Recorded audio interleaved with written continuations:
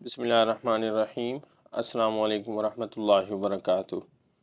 آج ہم خلافت بنو امیہ کو پڑھیں گے، جو کہ 41 ہجری سے 132 ہجری تک یا 661 عیسوی سے 750 عیسوی تک قائم رہی۔ بنو امیہ کے پہلے حکمران حضرت امیر معاویہ رضی اللہ تعالیٰ عنہ تھے اور آخری حکمران مروان ثانی تھا۔ بنو امیہ کا دارالحکومت دمشق تھا اور کل حکمران بنو امیہ کے 14 گزرے ہیں۔ سب سے پہلے حکمران امیر معاویہ بن ابی سفیان تھے، جو کہ امیہ خلافت کے بانی تھے۔ سب سے پہلے انہوں نے اسلامی بحری بیڑا تیار کروایا اور یہ اس سے پہلے شام کے گورنر تھے۔ 41 ہجری میں حضرت حسن رضی اللہ تعالیٰ عنہ سے معاہدے کے بعد خلیفہ بنے اور سب سے پہلے انہوں نے بصرہ کی جامع مسجد کے ساتھ مینار بنوایا، یعنی یہ جو مسجد کے ساتھ ہم مینار بناتے ہیں، یہ سب سے پہلے انہوں نے ابتدا کی۔ 60 ہجری میں ان کی وفات ہوئی۔ دوسرے حکمران یزید تھا۔ حضرت امیر معاویہ نے وصیت کے مطابق یزید کو حکمران بنا۔ حضرت امیر معاویہ نے وصیت کی۔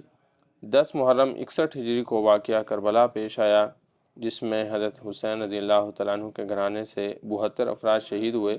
صرف ایک بچہ علی بن حسین، جس کو المعروف جو ہے یعنی مشہور ہے زین العابدین کے نام سے، وہ زندہ بچا۔ تیسرا حکمران معاویہ ثانی تھا، جو صرف چند ماہ حکمران رہا اور اس کے بعد وہ حکمرانی سے دستبردار ہو گیا۔ چوتھا حکمران مروان بن حکم تھا۔ پانچواں عبد الملک بن مروان تھا، جس نے قبۃ الصخرہ یا جس کو ہم ڈوم آف دا روک کہتے ہیں، جس کی تصویر آپ کو اسکرین پر نظر آ رہی ہے، یہ بنوایا اور عربی کو سرکاری زبان کا درجہ دیا، کرنسی متعارف کروائی۔ اور چھٹے حکمران ولید بن عبد الملک تھے۔ اس نے جامع مسجد دمشق بنوائی۔ اس کے زمانے میں 712 عیسوی میں محمد بن قاسم نے سندھ کو فتح کیا اور اسی کے زمانے میں اسپین اور پرتگال کو طارق بن زیاد نے فتح کیا۔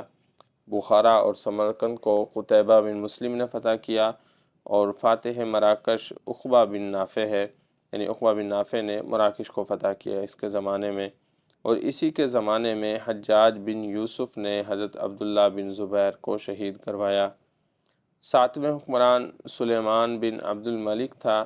اس نے موسیٰ بن نصیر اور محمد بن قاسم جیسے جرنیلوں کو جیل میں قتل کروا دیا اور اس کا لقب مفتاح الخیر تھا۔